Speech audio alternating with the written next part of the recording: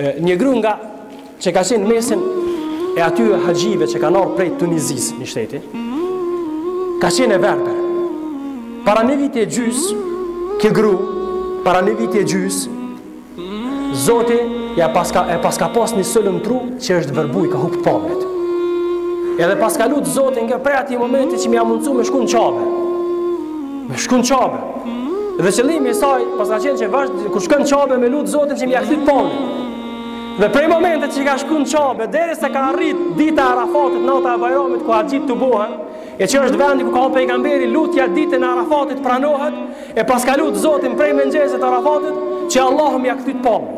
Ka mesi i ditës, hala pa përfundu koha e qëndrimit në Arafat, Allahu Gjelle Gjelaluhu ja këthën pamlet.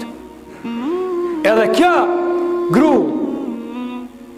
gru e vjetën, mosh shtyne, subhanallah befasohet, me që ju përgjigj lutja.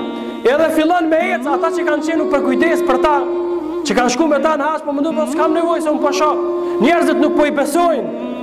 Shqyqyre se Allahu Gjelle Gjelaluhu e pranon lutjen kur ajo buron nga zemra e pastër për hir të Zotit Madhresha.